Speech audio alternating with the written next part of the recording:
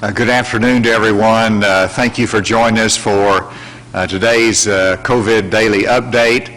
And we're delighted to be in Conway, Faulkner County, here at the University of Central Arkansas. And I want to thank UCA for their hospitality, for providing lunch for us today, and also for all of the community members that met with us and talked about all that's happening here, both in terms of K through 12 education, what's happening on the college campus, as well as looking at the hospitals and meeting with the administrators in terms of the capacity.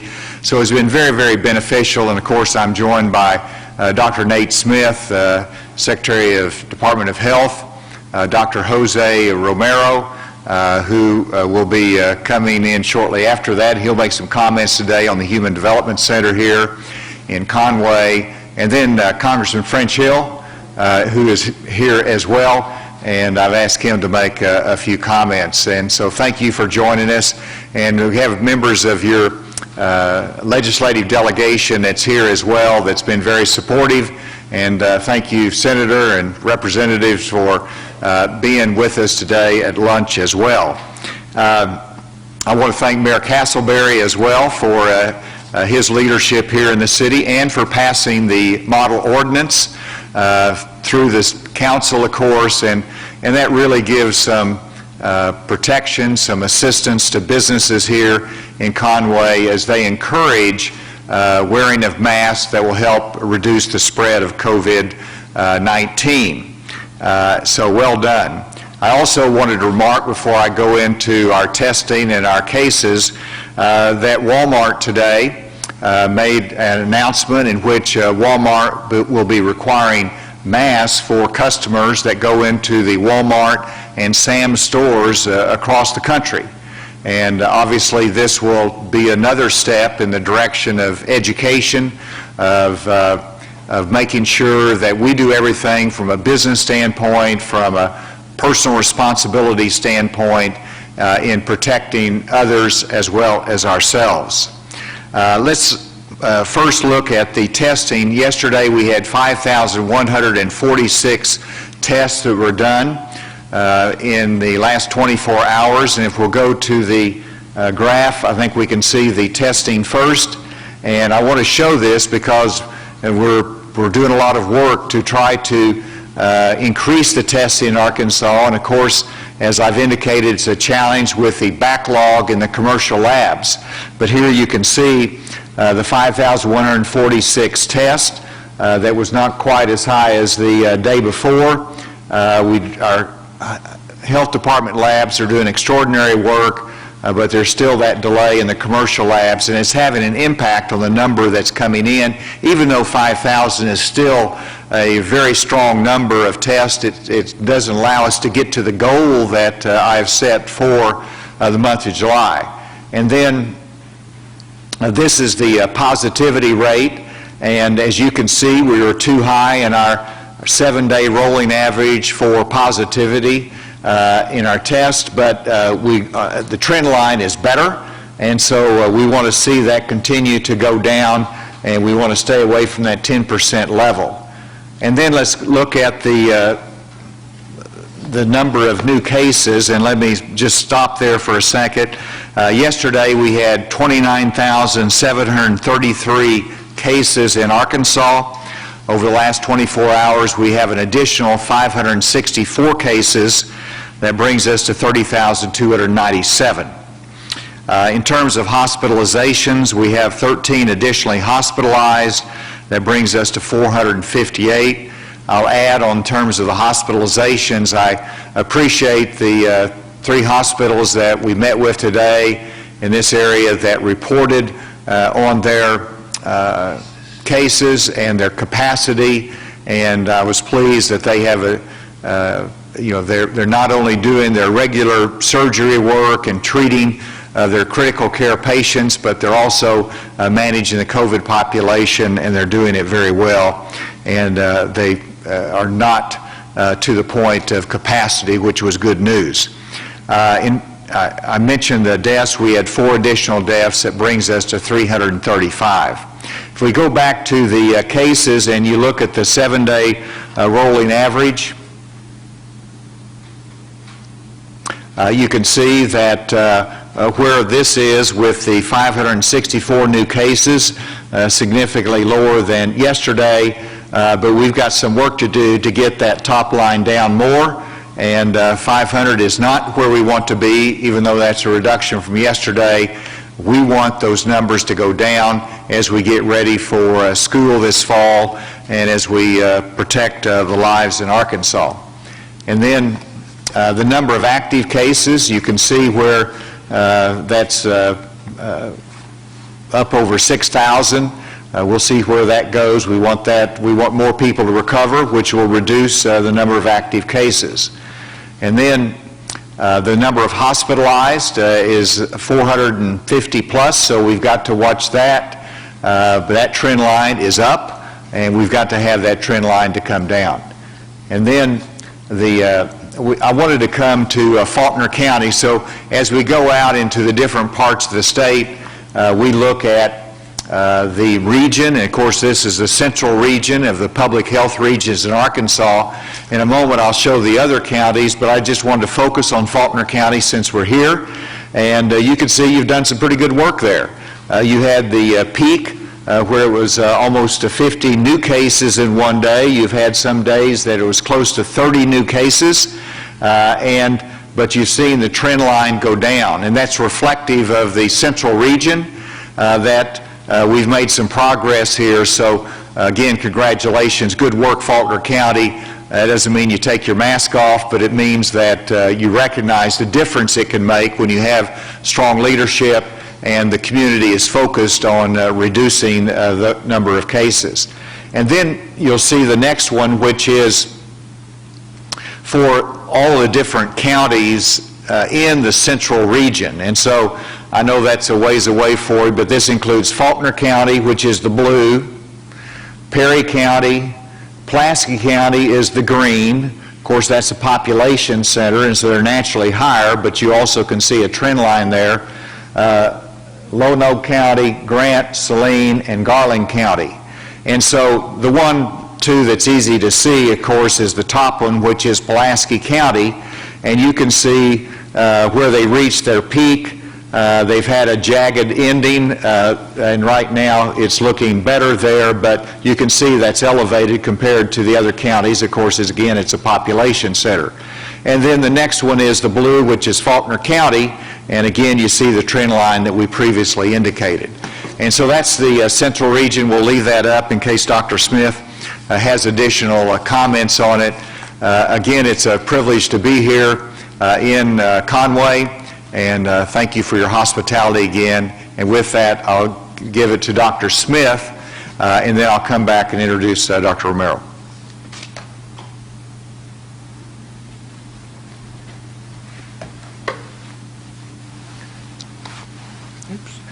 Thank you, Governor. I'd like to give a few more details on the numbers and then just share a couple more things COVID-related. The first, though, is of these 564 new cases, 78 of them were in correctional facilities, 486 were in the community. And so our total case count now is 30,297. So we've crossed the 30,000 threshold. Of those, 6,439 are active cases, and of those active cases, 130 are in a nursing home, 979 are in correctional facilities, and 5,330 are active cases in the community. The governor has indicated we did have an increase in hospitalized. Our current hospitalized is now 458. That's a net increase of 13 from yesterday. We have 94 on a ventilator. That's up 3 from yesterday. And we've had 4 additional deaths. So we're at 335 deaths from COVID-19 in Arkansas. We have fortunately had 679 recovered since yesterday. So our total recovered is 23,523. And because the number recovered is more over the last 24 hours than the number of new cases. Our active cases have actually gone down, which is a good thing. Now, in terms of our top counties, Pulaski County is again our top county with 78 new cases from yesterday. Sebastian County is our second highest at 52, followed by Washington County at 46, and then Benton County at 38. And all the other counties are less than 20 cases since yesterday. In terms of testing, the governor has mentioned we did do 5,146 tests, or I should say we received reports on 5,146 individuals yesterday. And that brings our total for the month to 80,862. We do have a lot of work to catch up to meet our goal. Yesterday, the Arkansas Department of Health, the Public Health Lab, again did over 1,000. We did 1,455, and UAMS did 656, which is an increase, a steady increase for them. So these are all encouraging signs. I want to talk a little bit about Faulkner County and give some numbers that are specific to Faulkner County. We have had in Faulkner County a total of 830 patients, and of those, 226 are active cases. We have had an overall positivity rate in Faulkner County of 6.3%. And that compares favorably to our overall positivity rate for the state, which is 7.6%. We've done a reasonably good job of testing here in Faulkner County. Our rates per 10,000 is 1,038. That is a little less, though, than the state, which is 1,326 per 10,000 people. Now, in terms of where we are now, we currently have 22 hospitalized in Faulkner County. We have 7 currently on a ventilator, and we have had overall 4 deaths in Faulkner County from COVID-19. Fortunately, we've also had 604 who have recovered. Now, this is a younger population, at least in this city, and that's reflected in our age distribution for COVID-19 cases. In Faulkner County, 20% of the cases have been in that 18 to 24-year-old age group, compared overall for the state, where it's about 13 to 14%. So these are some of the specifics for Faulkner County. I would like to say that on this graph that the governor showed with the different counties within the central region, I am encouraged that we seem to have some flattening out, particularly in Pulaski County and Faulkner County. I still remain concerned. Each case is important to prevent. On my way here, I happened to have a conversation with a young man who had actually recovered from COVID-19. He had been on a ventilator for 8 days, and I asked him how he was doing, and he said, well, he was happy to be alive, obviously, but was suffering a number of longer-term illnesses, ailments, short-term memory loss, numbness, tingling in the toes, and as we go along, we're getting more information on COVID-19 and the sort of persistent effects. And a recent publication showed that about 90% of those who have been hospitalized for COVID-19 will continue to have some sort of persistent symptoms, even though they've recovered from the infection. And so it's important that we prevent each of these cases.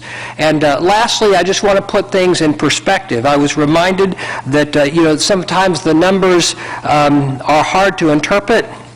The overall number of 30,297, crossing that 30,000 threshold, that seems like a big number. Those of you who are into numbers, though, will quickly point out to me that's only about 1% of the state population, and I would agree with that. And if you look at our active cases of 6,439, that's less than 1%. But maybe to put it in more realistic perspective, this is a communicable disease. It spreads.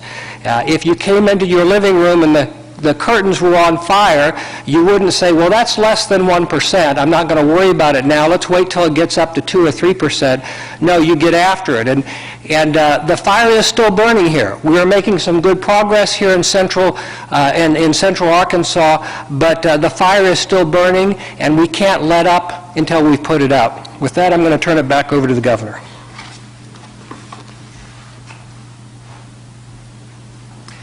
Dr. Romero has been working very closely with the Human Development Center here in Conway, and we, just like everybody else, wants the family members to be able to have visitation there, and that's not allowed right now, but we want to be able to get there. But give us an update on the cases there, if you don't mind. Thank you, Governor, Congressman. So as many of you know, the Human Development Center here in Conway is the largest of the human developmental centers in the state. It has approximately 461 residents, and it has a staff of nearly 1,000 individuals. An outbreak occurred over the last month and a half. The staff has been extremely vigilant and has done an exceptional job in bringing this under control.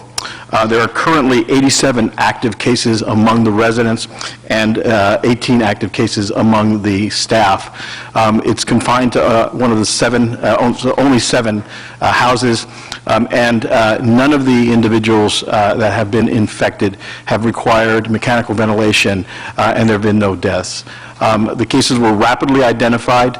A quarantine was, again, rapidly instituted and limited the spread of the infection throughout the development center. So my hat's off to the rapid response to this. Thank you very much. Thank you, Dr. Romero. And yesterday I mentioned the letter that our federal legislative or congressional delegation signed to the Vice President asking for greater national support for our commercial labs, and Congressman French Hill signed that letter, helped put it together and released it. And I wanted to thank you for being here today here in Faulkner County, but I wanted to ask you to give a report.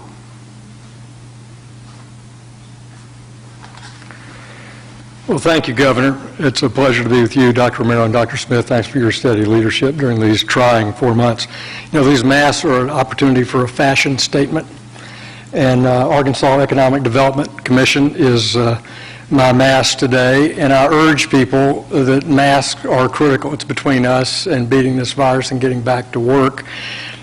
Governor, I talked to my dad the other day, 94 years old, and I said, you suffered through pretty tough times in the Depression and in World War II. And he said, I hated gas rationing. It happened when I was 16 years old. I was a high school sophomore, and I couldn't drive because I couldn't get gas. Because we said we were going to conserve gas in this country to beat the Nazis and beat the Japanese, even though it was inconvenient. So some of you may think a mask is inconvenient, but nonetheless, it is a critical strategy for our public health victory over the virus. Our delegation did write the Vice President. We're very sensitive to this issue of reagent supply for our testing facilities, because the key in business and the key in our hospitalizations and moving this economy is access to testing in a timely way. We're doing great testing thanks to your leadership, but it's the timeliness. And so we're committed to pressing the Vice President for answers there to be helpful to Arkansas and I think across the state. And this illustrates something I've talked about now for several months, which is we need to use the Defense Production Act where the case warrants it. And that's why I've proposed an amendment to the Defense Production Act called the SAVE Act, which will take medical supplies, pharmaceutical ingredients, compounds, and all related medical devices and put them under that strategy at the President's discretion so that we're not caught should we use it or not use it. We actually have a written plan to use it where it fits, and I think Governor Hutchinson has given a great example of, again, how it could be used in our country. Final comment, Governor, would be that we're ready to partner with you here in the next few weeks as the Congress reassesses the gaps that's in the CARES Act on how we can benefit Arkansas. And we want you to have more flexibility in the state and local funding that you got, the $1.25 billion, on how you use that, particularly as it relates to broadband. And we're working hard to make sure that we've got the flexibility and financial support for our schools so that we're ready to learn. thank you and look forward to working with you. Thank you, Congressman. And before I turn over questions, one of the comments that keeps coming back to me is that people are weary of COVID. And I probably identify with that just as much as anyone. And that's a reality of where we are in our country, that we're tired. We've been fighting this battle for close to 5 months. And the most frustrating thing is it's hard to see where the end is going to be. We know the end is going to be when we get a vaccine. But all I can say is that we're in this, and we're in this together, and we need to be patient with each other, patient with leadership, and let's really work together as great as Arkansans in order to beat COVID, to win this battle, and make sure that life can come back to normal and we can continue to grow as a state. With that, we'd be happy to take any questions. Yes. Do you have any comment on hospital data for coronavirus patients being sent directly to the Trump administration first, bypassing the CDC and the Department of Health and Human Services? You know, my reaction to that is that why did that happen? What was the necessity for it? And there was a lot more requirements in that flow of information that is some burden on the hospitals as they respond to it. We had a system here that works very well, so I don't really understand all the reasons for it, but you know, we've had a lot of support from the supply of material, PPE, as well as reagents, and so we're in a position that we need to comply to make sure that we continue to get that supply of materials that we desperately need. I do invite Dr. Smith to talk on that topic. Yes, I think what's really important is not so much the flow of the data, but how it's used. And I would certainly hope that the CDC continues to have access to those data and influences how those data are used. The way that we've been collecting that information is through a data system called the NHSN, which the CDC put up to collect information on a wide variety of hospital-related infections, healthcare-related infections. And it's a very good database. It collects a lot of very useful information, but it wasn't built or targeted to a specific infection like COVID-19. And again, I wasn't involved in those decisions, but if this gets the data more quickly to where it's actionable, then I have no objection to it. But it is important that all those who need to be looking at those data have access to it and can have input on it. Yes. Hi, Jeanette with the Log Cabin Democrat. Thank you for being in Conway. Just a couple of questions. Does the state have any plans to do comprehensive testing in schools like we saw in the detention centers and nursing homes? And as far as the notification process, if there's a confirmed positive in a school district, will the parents and staff be notified, and who will be responsible for those notifications? Let me answer part of that. And in terms of the testing, the contact tracing, that will be done by the Department of Health. And so we actually went through some of those scenarios today with the members of the education leadership here in Conway. And if there is a positive test, then of course the Department of Health will be notified. They'll make the appropriate notifications. We'll try to identify anyone who has been impacted by that through contact tracing. And so that's coordinated with the Department of Health. In terms of the notifications, a lot of these details are still being worked out because we still have about 30 days before the beginning of school. And so they're listening to the local teachers, the local community, as they make some of the specific decisions on how this is going to flow. Dr. Smith, did you want to add anything to that? I think we have to keep all potential interventions under consideration. At this point, though, logistically, that would be very, very challenging. And also, schools are very different than, for example, a correctional facility or a nursing home where people don't go home every day. and so how frequently you would need to do that to actually have benefit, it's difficult to say. Again, we'll look at all available tools, whether it's pooling samples, et cetera, but right now, logistically, it would be perhaps, more trouble than it's worth, but we'll keep looking at it. Jay? Yeah, sticking with education, AAA releasing the results of a survey that they took over the weekend, and it says about 90% of the respondents have serious concerns about going back to school and even, being able to administer some of those social guidelines, distancing, et cetera, et cetera. I mean, I guess how do you respond to over 6,000 responding to that and having some very serious concerns about school? I haven't seen the survey, so I don't know what the questions and all the responses, but I think it's natural that whenever people look at the future and if there's any uncertainty, they get nervous about it. So I think it's a natural reaction that there's a lot of questions that parents have, a lot of questions that teachers have, and I encourage them to follow closely what the state plan that's been outlined. I think it gives confidence. There is a level of flexibility to the local school districts, and that's where the second important part of the communication is.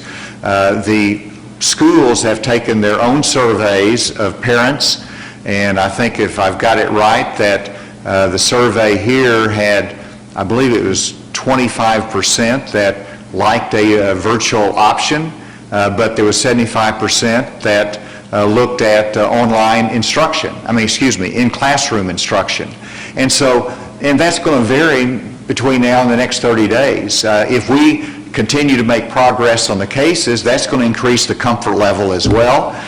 If it goes up, they'll get more nervous. And so pay attention to the plans that are released by the Department of Health as well as the local school district. And I guess, too, when it comes to kind of picking off this question here about if teachers or faculty get sick, having to quarantine, is that going to be paid time off? Who's actually going to pay that? Or have we gotten to that point yet where we've got to kind of hash out some of those details?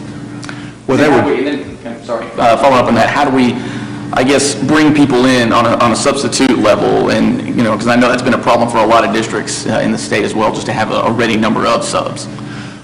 The substitutes are managed by the local school district. They will have a supply of substitutes that they can call on. If a teacher has to be positive, has to be quarantined, they get paid through that time. And we have to understand that those things are going to happen during the course of the school year.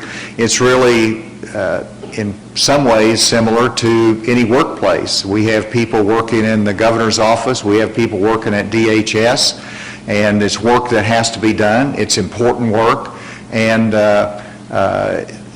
we take all the precautions that we can, and that's important in that workplace. It's important in the school environment. And so if there's ways to improve it, we want to listen.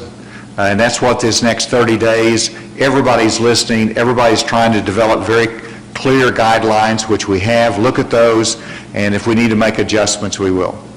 Yes. In regards to testing, a little over 80,000 tests as of right now for the month of July, but there's a 200,000 testing goal. What's the plan to try to meet that goal? Great question, and that's a question I ask myself, because as you can see, and that's sort of the point I'm making, is that the Department of Health lab tests are going up. The ones that are going down is the commercial lab testing, and that's because of the turnaround time, as the Congressman addressed. And so what are we going to do about that? That's where we are investing more resources in the Department of Health that we can have more control over. We can set our own agenda. It's not easy, but that's the strategy to meet that goal and to compensate for the reduction in the commercial labs and their turnaround time. We're going to have to own it more. We're going to have to invest more state dollars to make sure we have the testing capacity. Is there any questions remotely? Yeah, Governor, Andrew with AP. Have a couple more questions for you on masks.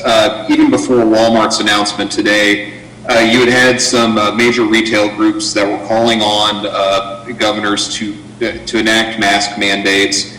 You obviously have support from the health community, Dr. Patterson here in Arkansas. Given the strong support from the health community and business community, what is the drawback that would outweigh their calls and their support for a mask requirement? And the second question I had is, if not a state requirement, have you given any consideration to changes to the model ordinance in your executive order to allow cities to have an enforcement mechanism or penalties to put some teeth into this requirement? Well, there is a great benefit with the model ordinance because it gives businesses the tool to remove somebody from the premises that does not follow their guidelines, and that's with law enforcement support. So it is a significant tool there, and in terms of any modifications to it, that's something we're working closely with the Municipal League as to if a city wants to have some modifications to it. They communicate with us and we negotiate it and see what works with our statewide policy.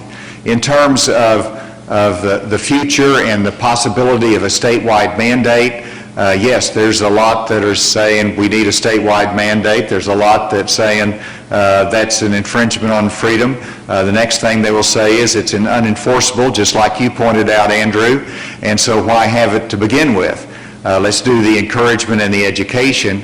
And so I get it from both directions. I will say that it remains a tool that we can implement as we need it. We're making enormous progress in terms of our education, our usage effort. I think the fact that Walmart went that direction of requiring it with the not just the employees, but also the patrons and customers, I think that indicates that they're seeing the education effort work very well where it's more acceptable in the public. And so we're moving in the right direction. As to whether we need a statewide mandate, that'll continue to be evaluated, and if we do it, you'll know about it. Next question remotely. Yes, Can you hear me? Yeah, I can hear you. Okay, Governor. Quasi-governmental organizations like Simmons Bank Arena are not eligible for any federal funds, and they're starting to they're hurting right now. Are there any plans to try to make them eligible for some kind of state funds or any kind of federal funds? Now, who is it you're asking about whether they're eligible for federal funds? Quasi-governmental organizations like Simmons Bank Arena, which has had to cancel all of its shows this year. There's not any specific plans. As the congressman indicated, I'm sure that Congress will look at where any additional federal funds should be allocated. We do have some remaining state funds that we have control over through the CARES Act, and those are not just the Simmons Arena, but you also have the different convention centers that are controlled by municipalities, or as you said, quasi-governmental. Those have been hurt a great deal. We can look at that, but we don't have any specific plan at this point. And another question remotely, I believe. Yes, Governor, this is Garrett Ferguson with KNWA, Fox 24 News in Fayetteville.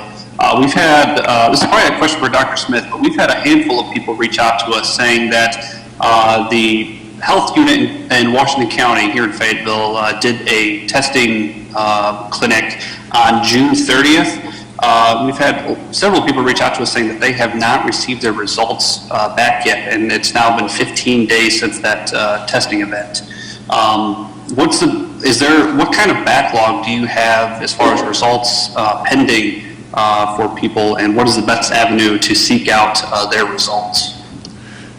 Do you know who hosted that June 30th clinic? That was at the Washington County Health Unit in Fayetteville. Okay. Dr. Smith.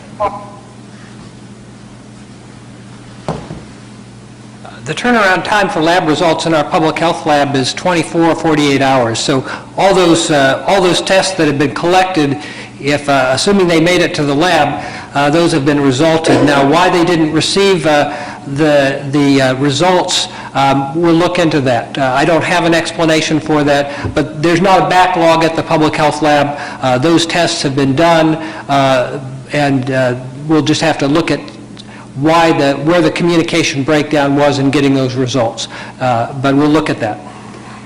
And I'll add, Dr. Smith, and to the questioner that I did get a report from one of my staff persons who did a test in Northwest Arkansas through the public health lab, and they got it back within 2 days. And so they were pleased with that quick turnaround. With that, is there one final question? Yes, sir. Tony Linehan with the Sloan Courier in Benton. Will the state of Arkansas provide hazard pay to educators, faculty, and substitutes since the state is requiring in-person instruction? Those issues are handled in terms of pay by the local school districts. In terms of whether they should receive hazard pay or not, that's, again, a local school district decision. You look at the unending list of people, whether it's working in grocery stores or whether it is, which is an essential industry, or whether it's working in the Human Development Center, or whether it is working in a bank. There's so many different industries and businesses that come in contact with the public, and everyone could make the same case. And so, again, that's something that the local school district can make judgments on, but I think that would be hard-pressed to say that everybody who's going to come in contact with the public should get hazard pay. That's just a difficult proposition to handle from a fiscal standpoint. And then Jay. I think we should get some hazard pay. But in terms of the isolation facility over there by UAMS, I guess what are some of the nuts and bolts on that? Like, who's eligible for that? Where's the funding coming for that? Just kind of et cetera, on some of those things. Is that the state quarantine facility? Yes. That is maintained by the Department of Health. That is for any number of type of people and circumstances that they cannot quarantine in their home for various reasons, or they don't have a home, and so that's a state facility for that purpose. And of course, that's where we utilize some National Guard resources to assist in the personnel with that. So is that I won't say they are, I guess, does it work with, if they do come to that facility, they are supposed to stay there for 14 days, or is that something that is mandated, or can they kind of come and go as they please in terms of? No, that would be a quarantine facility. Okay. Yes. All right, with that, it's great to be here today. Thank everyone for your attention and your continued vigilance. Thank you.